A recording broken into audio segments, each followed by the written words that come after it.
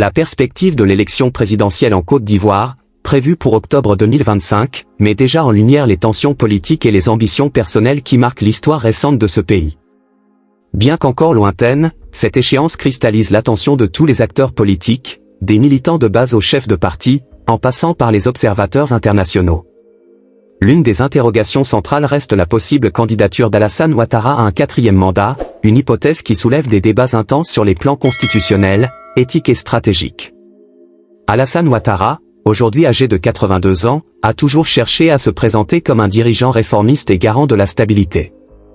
Pourtant, sa gestion de la question des mandats présidentiels soulève des critiques, notamment depuis 2020, lorsqu'il avait renoncé à céder la place à une nouvelle génération après la mort de son dauphin désigné, Amadou Bon Coulibaly.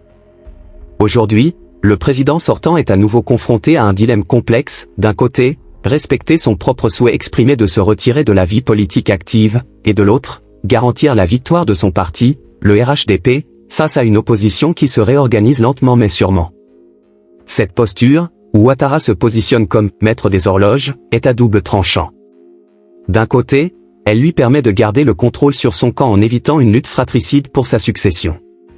De l'autre, elle maintient le pays dans une certaine incertitude, créant un vide politique qui pourrait être exploité par ses adversaires. Mais au-delà des stratégies personnelles, ce débat autour du 4e mandat pose une question plus large, celle de la personnalisation du pouvoir en Afrique. Dans plusieurs pays africains, la tentation pour les présidents sortants de briguer des mandats supplémentaires est souvent justifiée par des arguments liés à la stabilité ou au manque de figures de relève. Toutefois, cette tendance, bien qu'efficace à court terme, expose les nations à des risques de crise institutionnelle et de méfiance citoyenne. En Côte d'Ivoire, la constitution actuelle limite à 2 le nombre de mandats présidentiels, mais une interprétation controversée en 2020 a permis à Ouattara de se présenter pour un 3e mandat, sous prétexte que la révision constitutionnelle de 2016 avait remis les compteurs à zéro. Cette décision a laissé des cicatrices profondes, avec des accusations de dérive autoritaire et un climat de défiance généralisé. L'avenir du RHDP est également en jeu. Le parti, qui domine la scène politique depuis plus d'une décennie, semble incapable de s'organiser sans la figure tutélaire de Ouattara. Plusieurs noms circulent pour lui succéder, mais aucun ne s'impose comme un choix évident. Le vice-président Méambli Kouadio Koné et l'actuel ministre de la Défense, Téné Birahima Ouattara, sont des candidats potentiels, tout comme Patrick Hachi, ancien Premier ministre. Cependant, chacun de ces prétendants suscite des réserves, que ce soit pour leur manque de charisme, leurs limites politiques ou les tensions internes qu'ils pourraient exacerber.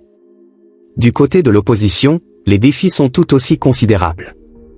Le PDCI, sous la direction de Tidjane Thiam, cherche à retrouver sa place centrale dans la vie politique ivoirienne après des années de marginalisation. Thiam, ancien banquier international, incarne une rupture générationnelle et un espoir de modernisation. Toutefois, son ascension rapide à la tête du parti a provoqué des divisions internes, notamment avec des figures comme Jean-Louis Billon, qui représentent une ligne plus traditionnelle. À cela s'ajoute la nécessité pour Thiam de renoncer à sa nationalité française, un obstacle symbolique mais important dans un pays où la souveraineté nationale reste un sujet sensible. La gauche, pour sa part, est embourbée dans ses propres luttes intestines. Laurent Gbagbo, figure emblématique mais controversée, continue de diviser autant qu'il rassemble. Sa relation tendue avec son ancienne épouse, Simone Gbagbo, et les ambitions d'autres leaders comme Pascal Affi-N'Guessan et Charles Blé Goudé compliquent toute tentative d'unité.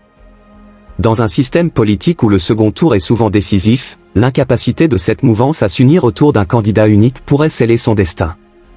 Un autre facteur crucial dans cette élection est le contexte régional et international.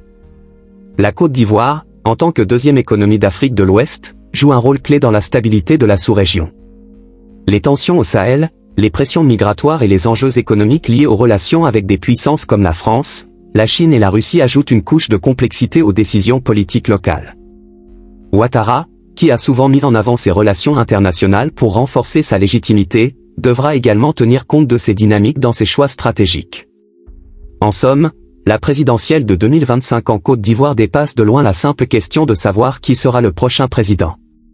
Elle soulève des enjeux fondamentaux sur l'avenir de la démocratie, la gestion des transitions politiques et la capacité des institutions à transcender les intérêts individuels. Que ce soit pour Ouattara, pour le RHDP ou pour l'opposition, les mois à venir seront déterminants pour façonner non seulement l'issue du scrutin, mais aussi l'avenir politique, économique et social du pays. Ce rendez-vous électoral sera aussi une opportunité pour les Ivoiriens de réaffirmer leur attachement à des valeurs démocratiques et à une gouvernance transparente. Si les acteurs politiques échouent à répondre aux attentes, les risques de tensions post-électorales, comme celles observées en 2010 à 2011, pourraient ressurgir. Cependant, avec une gestion habile et une volonté sincère de préserver l'intérêt national, cette échéance pourrait aussi marquer le début d'une nouvelle ère pour la Côte d'Ivoire, où les institutions l'emportent sur les individus, et où le dialogue remplace les affrontements.